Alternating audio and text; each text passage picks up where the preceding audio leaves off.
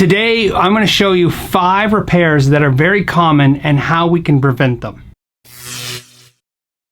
The first repair is absolutely the most common, especially with electric guitars or electric acoustic guitars, and it's a loose output jack. What happens is, as the nut becomes loose, the output jack will twist, and as it twists, it will turn the 2 wires until the point where they can't go any further, and one of them or both of them will crack or break off where they're soldered.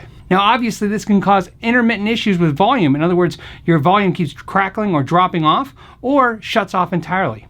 So what you want to do is, to prevent this, is make sure you're tightening the nut all the time. Now here's why. Keep in mind, your guitar, when you're strumming it, is vibrating. As it vibrates, these things are becoming loose, they're moving. So you can put some Loctite on there. I've seen using some plumber's tape. All those will work fine.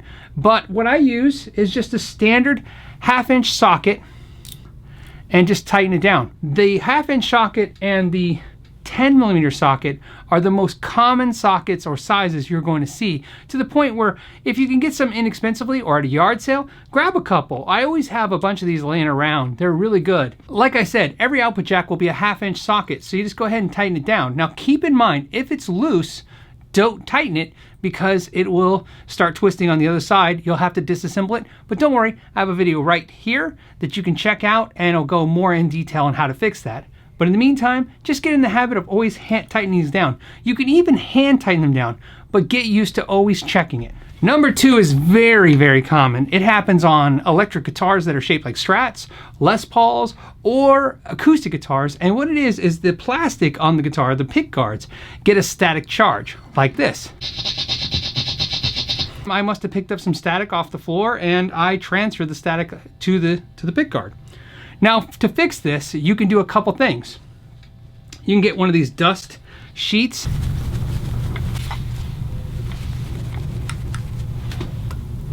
And that will remove the majority of the static charge. Or you can use a microfiber cloth or a polish cloth and get some static guard and spray it on there.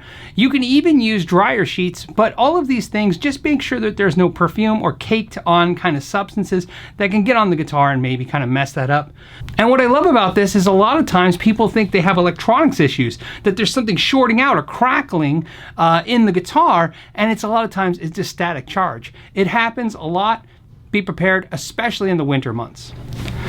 The third repair that I see a lot that you can prevent is a cracked top on an acoustic guitar.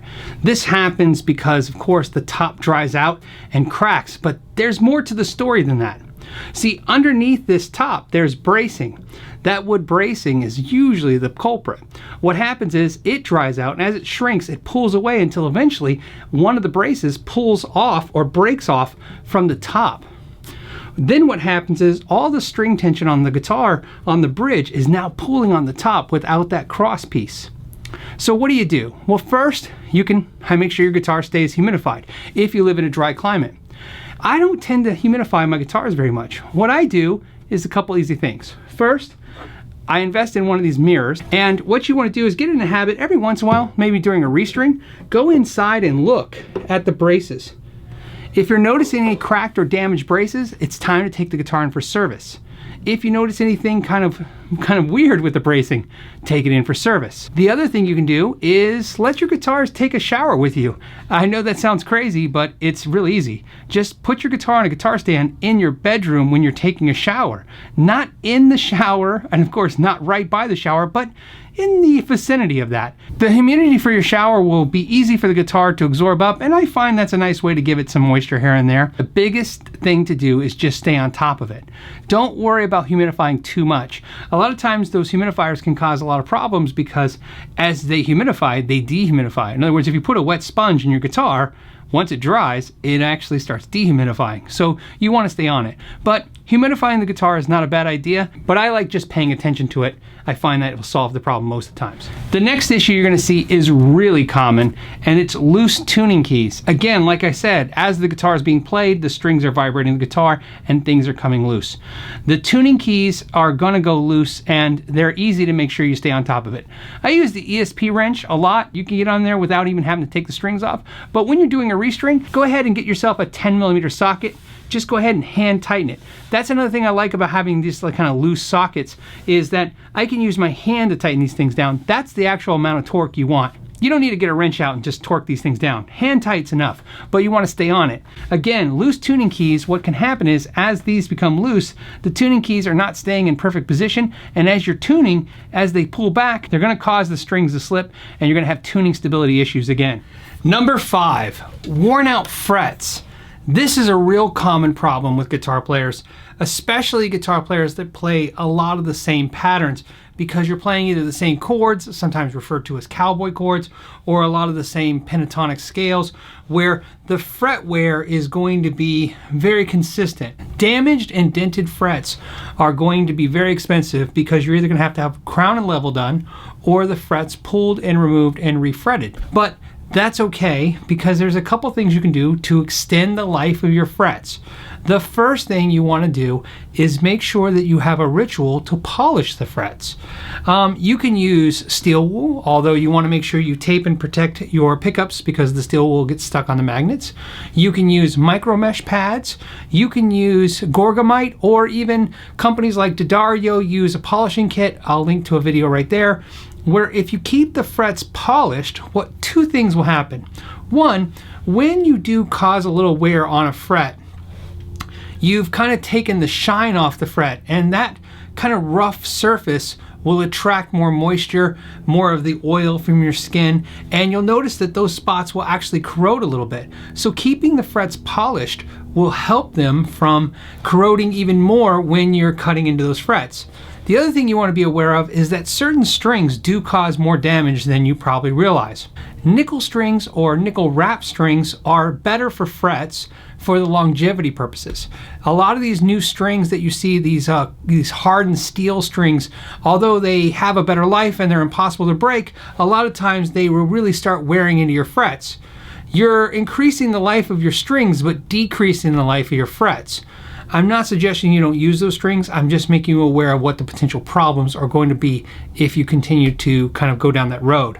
The other thing you can do is insert a piece of cardboard between the frets and the strings when shipping the guitars, or keeping the guitars when you're transporting them, because anything that causes those strings to hit the frets can cause damage to the frets. But in my experience, the number one thing that's going to help you prevent your frets from having to be crowned or repaired or replaced more often is to keep a good polish on them. Again, polish meaning go ahead and just polish them. There's a ton of methods, and like I said, I have videos, and you can look in the link down below for the ones I use and the suggestions I have. Of course, if you have stainless steel frets, you won't have to worry about that at all. One thing I know you're probably going to have a question is, how come I didn't mention, or what about oiling the fretboard? The oiling the fretboard is real simple to me. Whether you should or shouldn't is really straightforward. I live in a very dry climate, so because of the dry climate, it is something that you need to do.